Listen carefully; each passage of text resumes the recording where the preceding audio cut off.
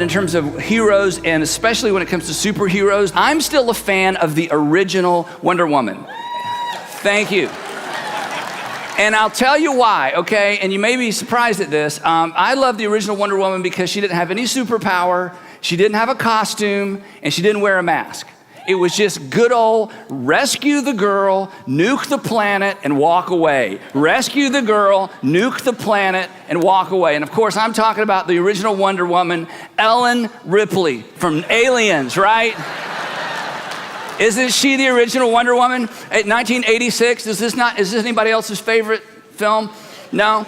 It's the ultimate relationship movie. So I'm not feeling any energy around this, okay?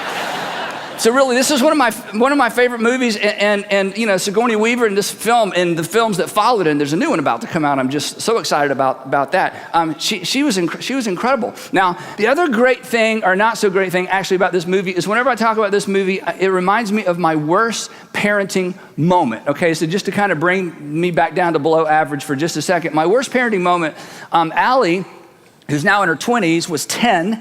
And so I was home alone with her. Sandra was off with the boys. And I'd watched all the children's movies I could possibly watch. And she said, "Dad, let's watch a movie."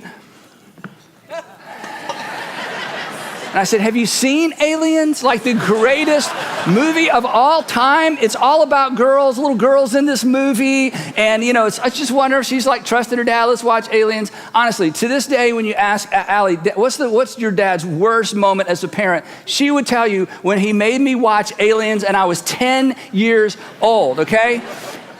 So let's talk about heroes, seriously. A hero, what is a hero? A hero is somebody who saves the day. I mean, we all know this. A hero is somebody who saves the day. Sometimes they save the planet, you know, sometimes they save the world, but for sure they save someone and they save the day and they save someone's day, which means that the whole idea of being a hero is a bit inaccessible. If heroes save the day, then I can't be a hero. If heroes save the day, then you probably can't be a hero because heroes save the day, and that sort of puts it out of reach and we can just fantasize about it and dream about it and celebrate it when other people do extraordinary things. But you're not gonna save the day, and I'm not gonna save the day. And so, unfortunately, it sort of makes it inaccessible until Jesus comes along. And Jesus comes along, and I absolutely love what we're gonna talk about for the next few minutes. Jesus comes along, and because he's Jesus, because he's the master storyteller, because he's the master communicator, he actually, with one single question, takes away all of our excuses not to be a hero. And not just for Christians, not just for Jesus followers, not even just for religious people, for everyone in every nation, in every single generation. So I want to tell you this story and explain and land this extraordinary question, because this question for every single one of you, no matter how old you are, no matter how young you are, no matter what your religious beliefs are, no matter what you've experienced in life, this single question is the on-ramp for you to have the opportunity to save the day. Here's how the story goes. On one occasion, there were more than one, but on this particular occasion, an expert in the law, that's just a fancy Bible way of saying an attorney, a lawyer. On one occasion, an expert in the law stood up to test Jesus. He's actually going to ask him a question about the law. "Teacher," he said, "what must I do to inherit eternal life?" Which is a really good question. But Jesus is Jesus. So Jesus knew this wasn't the real question, that there was a question behind the question. So what did Jesus do? He asked the man a question. And here's what he asked. He says to this teacher of the law, "What is written in the law?" he replied. In other words, you're the expert in the law. The previous verse just told us that. You're the expert in the law. You tell me and we'll both know. In other words, how do you read it? Jesus asked. What's written in the law? How do you read it? Now, what the lawyer does next is so appropriate. The lawyer, what he does next is he actually quotes or recites the passage from the Old Testament, the Jewish scriptures, that every single Jewish little boy and girl grew up memorizing. Jesus memorized it as a boy. This lawyer memorized it as a boy. Everybody in Jesus' audience probably could recite this verse by heart, because this was the answer to the question, what does God want most? How do you you get in good with God? What's the greatest commandment? How do you have eternal life? How do you ensure that God's going to listen to your prayers and answer your prayers? They said this, love the Lord. He says, love the Lord your God with all your heart, and the whole crowd's nodding, and all your soul, the whole crowd's nodding, and all your strength, the whole crowd's nodding, and with all your mind. Pause for just a minute. That was the correct answer to the question. Now, a little bit earlier, in another Q&A session with Jesus, with some people who were trying to stump Jesus, somebody asked Jesus the same question a different way. They asked the question this way, what's the greatest commandment? In other words, what makes God most happy? What's God really into? What's God's top priority? And Jesus answered the question like he had been raised to answer the question. He answered the question like everybody in the audience would answer the question, but as most of you know, or many of you know, Jesus added a second part. And what Jesus added was, and your what? Neighbor as what? That's right, and your neighbor as yourself. Now, we don't get this because we live in the 21st century, but I'm telling you, when Jesus added a second verse to what everyone knew was the correct answer to the question of how do you get in good with God, how do you please God, how do you have eternal life, what's the greatest commandment?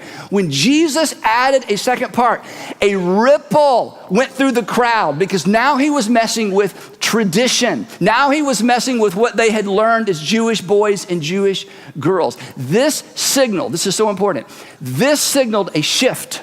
This signaled a shift from a vertical orientation to God to a horizontal orientation with God. This was a big, big deal. Now, the second part that Jesus added, and your neighbor as yourself, actually comes from the Jewish scriptures, comes from the book of Leviticus. But what's significant about this verse is that in this verse, the author actually defines neighbor.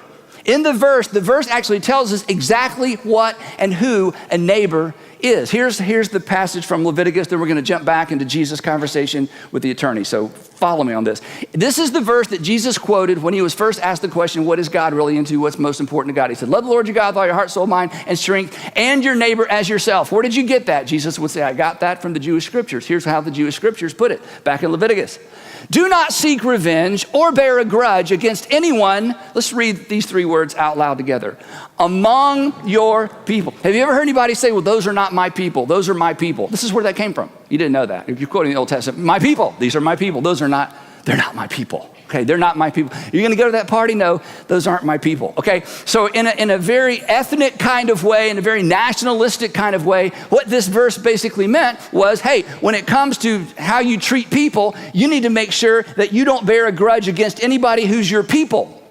And then the author repeats the same idea, and here's where Jesus' quote comes from. But in contrast, instead of bearing a grudge against your people, but love your people as yourself. That's what that means. Don't bear a grudge against your people. Love your people as yourself, except they used a different word. Love your neighbor as yourself. It could say, don't bear a grudge against your neighbors. Love your neighbor as yourself. But the author wanted to make sure everybody knew exactly what a neighbor was. And do you know what a neighbor was to the people who took the Jewish scriptures seriously? Other Jewish people, your people. A Jew's neighbor was a Jew's people. To love another Jew was like loving themselves because they were loving other Jews. Now, everybody knew that. If you ask anybody on the streets in Jerusalem or in Galilee or in Jewish communities, who are your neighbors? They'd say, my neighbors are my people. My neighbors are my Jewish brothers and my Jewish sisters. Those are my neighbors. Now, back to Jesus and the attorney. Now, this attorney was in the audience, apparently, when Jesus added, love your neighbor as yourself, to love the Lord your God with all your heart, soul, mind, and strength. So he shows up, he asked his question, he knew all about the second part, and he grins, and here's how he answers the question. Jesus says, how do you read it? What do you think you have to do to gain eternal life? He says, I think I have to love the Lord, my God with all my heart, all my soul, all my strength, and all my mind. And then he grins at Jesus and says, and I have to love my neighbor as myself. Love your neighbor as yourself. And he gives Jesus answer. But he's up to something. He's not just trying to get the right answer. He gives Jesus the answer that Jesus gave, but he's got another question and he's trying to trap Jesus. Well, Jesus smiles. Very rarely does anyone answer Jesus' questions correctly. And he says, you have answered correctly. You gave the entire answer. You didn't just give the first half that everybody here was expecting. You added the horizontal part. It isn't just about keeping God happy. It's not just about eye to the sky. You can't keep God happy if you don't love the people around you. You nailed it. Way to go. Good answer. Then Jesus turns to leave. But the text says this, but he, the attorney, wanted to justify himself. He's not done. That wasn't my real question. Okay, wait, before you go anywhere, I got a question behind my question. And now the question behind the question. Now the real question. Now the thing he had come to learn that he hopes when Jesus gives the answer he expects Jesus to give, game over for Jesus. And here's the question that he asked. You've heard this before. And who is my neighbor? So this guy's trying to justify himself. He said, okay, you can't just walk away and say, love my neighbor as myself. That's too broad. Who is my neighbor? In other words, here's this real question. What is the minimum amount of neighbor loving required in order to get God's favor? That's the real question. And Jesus never gave his audience, he never gives us the minimum requirement. So he's not going to answer the question, how low can you go when it comes to neighbor love? So the question's sitting out there. And who is my neighbor? That's the question the guy asked. And who is my neighbor? And then Jesus, I just love this. Jesus at that point launches into his most disorienting, paradigm-shifting parable of all. This is the most disorienting, paradigm-shifting parable, I think, that Jesus delivered. So the question is, who is my neighbor? Everybody's waiting for Jesus to answer the question, who is my neighbor? And I love this about Jesus. And Jesus smiles and he says, well, let me tell you, a man was going down from Jerusalem to Jericho when he was attacked by robbers. Okay, wait. That's not what I asked. Who is my neighbor? You're changing the subject. This is what you do, Jesus. We ask you a simple question. You tell a story that has nothing to do with the question. Just answer the question. So a man was going down from Jerusalem to Jericho. He was attacked by robbers. And of course, they stripped him of everything, of all of his clothes, because clothes were very valuable. If you were going to kill somebody, take their clothes. You always took their clothes. Clothes were very, very valuable, okay? So they take their clothes, they beat him, and they went away, and they left him half dead. The Good Samaritan, the story of the Good Samaritan, the parable of the Good Samaritan, it's not just a parable that Jesus taught. It's an idiom. We use this terminology all the time. Oh, she was such a good Samaritan. Oh, he was such a good Samaritan. Those kids were good Samaritans for that woman. Oh, he was a good Samaritan for his neighbor. Oh, another good Samaritan. This is remarkable. 2,000 years ago, 2,000 years ago, Jesus introduced a word picture through a story that continues to impact our culture today. In fact, this story impacts you, as we're going to see in just a minute when we get to the question that he lands the plane with. It just causes everybody to go into a tizzy. 2,000 years ago. This is why I say, okay, look up here just a second, okay? This is why I say, you should follow Jesus. You really should. In fact, if you're into the whole Good Samaritan thing and doing good for other people, you've already taken a step. This is what Jesus called people to do, and here's what you need to understand. This was not common. The world was about to change. This was a hinge moment in the life of Jesus. If everybody in the world, if everybody in your community, if everybody in your country, if everybody, wherever you live in your city, if everybody in your family would simply take this one teaching of Jesus seriously for 1 month, it would change the feeling of whatever community or family or nation embraced it for 1 month. It's that powerful. We are still talking about it. You knew the story before it started. Okay, back to the story. So he tells the story. This guy's coming down from Jerusalem to Jericho. He gets beat up, left for dead. And maybe you know this part of the story. And in the story, Jesus says these two religious types were coming from Jerusalem also to Jericho, religious leaders. And they pass by their bruised and bleeding Jewish neighbor and they don't lift a finger. They probably thought, well, he deserved it, because there was a lot of that kind of thinking back in those days. Hey, what goes around comes around. If you're bruised and bleeding, you deserve to be bruised and bleeding. I'm not bruised and bleeding. I deserve not to be bruised and bleeding. So why would not bruised and bleeding interface with bruised and bleeding? I'm just going to go about my merry way because you're getting what you deserve. That's how many people thought. In fact, there are countries in this world, places in this world today that still believe that. Now, I got to say one more thing. And let me tell you why you don't believe that. Because of the teachings of Jesus. Whether you're a Christian or a Jesus follower or not. Now, if Jesus' greatest hits formula, love God, love your neighbor, love God, love your neighbor. If Jesus' greatest hits formula is true, then the two religious people that passed by the bruised and bleeding Jewish neighbor, they were doomed. Because they did not love the Lord their God with all their heart and all their strength, because they did not love their Jewish neighbor. And everybody in Jesus' crowd gets this. They get the implication, but Jesus isn't finished. So the two Jewish religious people pass by on their way to wherever they're headed. And then Jesus, because he was just so great, he says, but a Samaritan. Now, if you grew up in church, you heard Jews and Samaritans don't get along. It's a way bigger deal than that, okay? The best way to describe the relationship between Jews and Samaritans in the first century, in fact, in a bunch of centuries, but for sure the first century, was institutionalized racism. That's what this was. It was a bit like apartheid. It was everybody knew what the rules were. Everybody knew what the boundaries were. Nobody questioned them. Nobody crossed them. I mean, this was institutionalized racism. Jews didn't have anything to do with Samaritans. They didn't speak. They certainly didn't touch each other. They didn't intermarry. I mean, these were just the unspoken rules, and everybody knew in that culture. And Jesus, because he's Jesus, at the risk of losing the crowd. In fact, at this point, the attorney must have smiled to himself and go, okay, this is going to be great. Because if he makes the Samaritan the hero in this story, game over for Jesus, because this is predominantly a Jewish audience. In fact, it's safe to assume that many in Jesus' audience assumed that in this story, a Samaritan was responsible for the robbery to begin with. Now, before you laugh, isn't it true that for many of you, many of us, when we hear about certain kinds of crime, certain kinds of people come to mind? That was Jesus' audience. But a Samaritan. Now, they're thinking, surely he's not going to make the Samaritan the hero of the story. But he's Jesus. So he did. But a Samaritan, as he traveled, came to where the man was, and when he saw him, he did what the religious people didn't do. He took pity on him. And then Jesus, because he's Jesus, he makes this guy like the extra mile, are you kidding me? Who would do that kind of thing? Hero. He went to him and he bandaged his wounds, which meant a Samaritan touched a Jew. They were freaking out at this point, okay? He bandaged his wounds, pouring oil and wine, expensive. Then he picked the guy up and put him on his own donkey, which meant the Jewish man rode, the Samaritan walked, and brought him to an inn and took care of him. Now, very few in Jesus' audience would do such a thing for a Samaritan, and probably none of them knew a Samaritan that would do that kind of thing for a Jewish traveler. The next day, this is when Jesus just twists the knife. The next day, they're thinking, whoa. What do you mean the next day?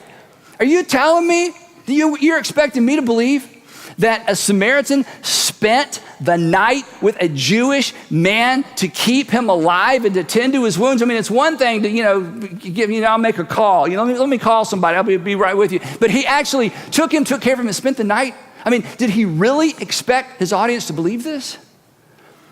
The next day, he took out 2 denarii and he gave them to the innkeeper. Look after him, he said. And when I return, Jesus just piles on. And when I return, because I'm going to come back and check on this guy, I will reimburse you for any extra expense you may have. This was so over the top. But that's what Jesus did. And everybody was leaning in. And then once folks kind of settled down, because there's just this uproar of, you've got to be kidding. Once everybody settled down, I love this. Jesus did something that no one in his audience would live long enough to appreciate. Do you know what Jesus did next? Jesus redefined neighbor for everybody, in every nation, in every following generation. From this point forward in history, no one would have the freedom to define neighbor in terms of location alone. And no one would have the permission, no one would have the right, no one would dare limit their definition of neighbor to people who were just like themselves. That to the shock and awe of his audience, that Jesus expanded the definition of neighbor beyond Galilee and beyond Judea, beyond a single ethnicity. This was shocking. But the most shocking thing of all, and the thing that we completely miss because we're English people in the 21st century, is that Jesus expanded the definition of neighbor beyond the Jewish scriptures. And he did it with one perfectly timed, perfectly crafted question. And it's a question that causes all of us, Christian or not, this isn't even a Christian thing, this is just a human thing.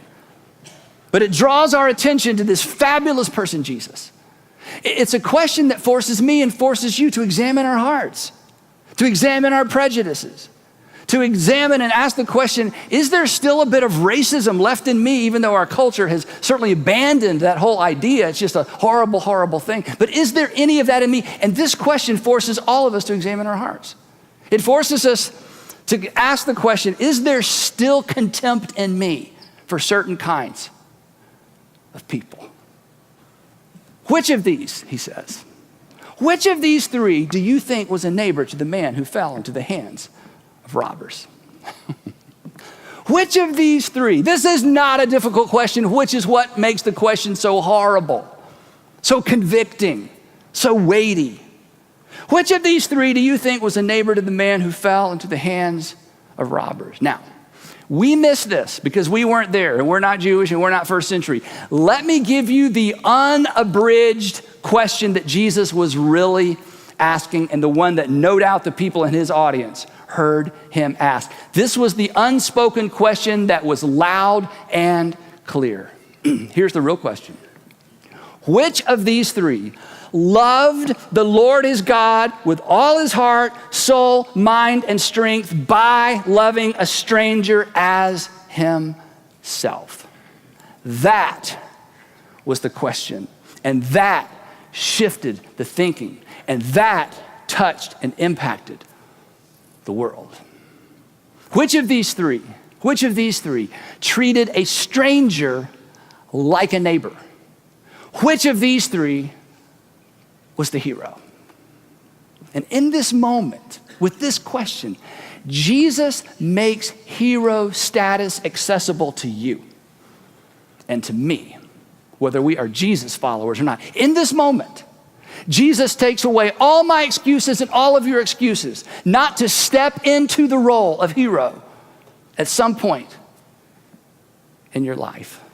And the crowd was quiet. And the teacher, the expert in the law who came to trap and to trick Jesus is standing there thinking, why in the world did I ask that stupid question? Because everyone else is seated. The only two people standing are the expert in the law and Jesus, and now he's on the spot. And he knows the answer to the question. And if he answers it, don't miss this, this is so dramatic. If he answers it out loud, he becomes accountable to his own answer. Every one of you who are parents, you get this. You have tried to get your kids to answer a question out loud because if you can get your kids to finally say yes or no, then they're accountable and they won't answer the question because they know if I say yes, I'm agreeing and I'm accountable, so I'm just gonna dodge it and walk out and make excuses and argue. But you know that they know the answer to the question, but once you speak it out loud, you're accountable to your own words. The expert of the law, the expert in the law who came to trick and to trap Jesus, who had a question behind the question, who had an agenda. The expert in the law replied, what else could he say? He couldn't say Samaritan. He has to describe him. It's too much. The one who had mercy on him. And Jesus grins, big toothy Jesus grin, I think. And he says, go, do likewise. Be the Samaritan. No applause. Stunned silence. Something in the world had changed. Because neighbor love no longer had geographical or ethnic boundaries. Neighbor love was as big as the world. The days of neighbor love being restricted to people who are just like me, those days were coming. They hadn't come yet. Those days were coming to an end, and here's why. Because very soon after this discussion, Jesus would become a neighbor to everyone, everywhere, in every generation. And he would demonstrate his own love for you and for you and for you and for me by stooping down to bind and to heal the sin wounds of this world. Because all of your problems and all of your challenges stem from sin. And Jesus would be the Samaritan for you and for me. And when he did, the world changed. And neighbor love would never be confined to a neighborhood again. And it would cost him more than 2 nights stay in a motel. It would cost him his life. So now I'm going to ask you this terrifying question that makes hero status accessible and takes away your excuses. Which of these three do you think was a neighbor to the man who fell into the hands of robbers? You know who it is? It's the one who saw a need and met it. It's the one who knew the price and paid it. It's the one who didn't talk himself out of it. Which of these three, let's tease it out. Which of these three loved the Lord his God with all his heart, soul, mind, and strength by loving a stranger as himself? The one who saw a need and met it. The one who knew the price and paid it. And the one who didn't talk himself out of it. Which of these three was the hero? The one who saw the need and met it. The one who knew the price and paid it. The one who didn't talk himself out of it. And then Jesus says to his audience, he says to the lawyer, he says to you, and he says to me, okay, it's pretty simple.